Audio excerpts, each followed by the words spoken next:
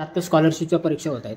स्कॉलरशिपच्या परीक्षेबाबत आपली कशा प्रकारे तयारी चालू आहे आणि काय काय सुविधा केलेल्या आहेत तिथं? नमस्कार. या ठिकाणी पंचायत समिती मावळ शिक्षण विभागाच्या अंतर्गत शिष्यवृत्ती परीक्षा इयत्ता पाचवीसाठी आपल्या तालुका स्तरावर एकूण 19 केंद्रावर परीक्षा होणार आहे. यामध्ये 3199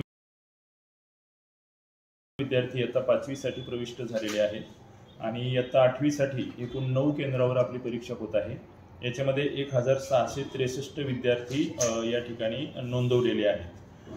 यामध्ये जिल्हा परिषदच्या प्राथमिक शाळांमधील 5वी 8वीचे विद्यार्थी, त्याचबरोबर इयत्ता 5वी 8वीचे हायस्कूलचे विद्यार्थी आणि इंग्लिश मीडियमचे सुद्धा या ठिकाणी समाविष्ट झालेले आहेत. पहिल्यांदाच यावर्षी अतिशय मोठ्या प्रमाणामध्ये मुलांनी सहभाग नोंदवलेला आहे.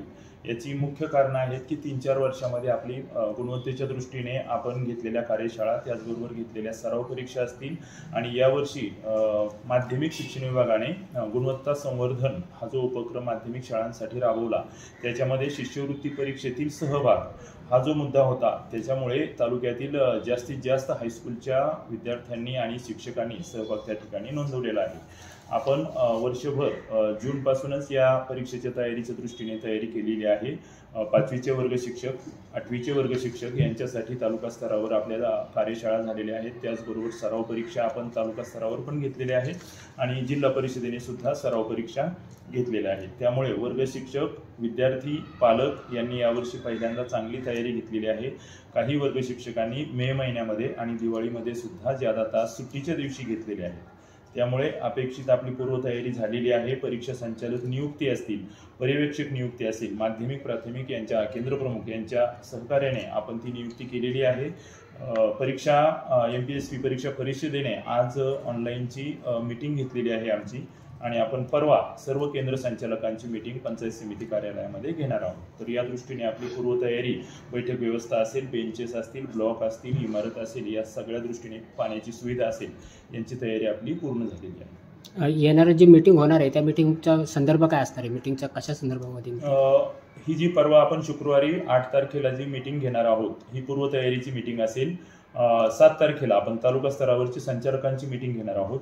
याच्यामध्ये प्रत्यक्ष परीक्षेचं कामकाज कसं करायचं, त्यामध्ये येणाऱ्या पर्यवेक्षकांना काय काय कामाच्या सूचना द्यायच्या आहेत, त्या प्रत्येक ब्लॉकमध्ये विद्यार्थी कसे बसतील, ते बसल्यानंतर त्यांची बैठक व्यवस्था असेल, प्रश्नपत्रिका त्यांची वाटप असेल, घंटेचं वेळापत्रक असेल, त्या ठिकाणच्या प्रत्यक्ष सुविधा असतील, भौतिक सुविधा, वायुविजन म्हणजे व्हेंटिलेशन कसं असेल, खिडक्या वगैरे, ह्या सर्व सुविधा. त्याचबरोबर पालक आणि वर्ग शिक्षक यांना परीक्षेच्या गोपनीय कामकाजापासून तेवढं त्यांना बाजूला ठेवण्यात येईल आणि अतिशय काटेकोरपणे ही परीक्षा सुरळीत कशी पार पडेल याच्यासाठी केंद्र संचालकांची आम्ही या ठिकाणी मीटिंग घेणार आहोत. विद्यार्थ्यांचे पालक आहे त्यांच्याबरोबर काही याच्या संदर्भामध्ये चर्चा होते का? पालकांची पालकांची नाही, पालक आता पॉझिटिव्ह बऱ्यापैकी झालेले आहेत. पालकांनी स्वतःहून आतापर्यंत आम्ही तालुका स्तरावरून डोनरच्या माध्यमातून पुस्तक वाटप असेल, प्रश्नपत्रिका सराव असेल, परंतु यावर्षी पालकांचाही चांगला प्रतिसाद भेटत आहे.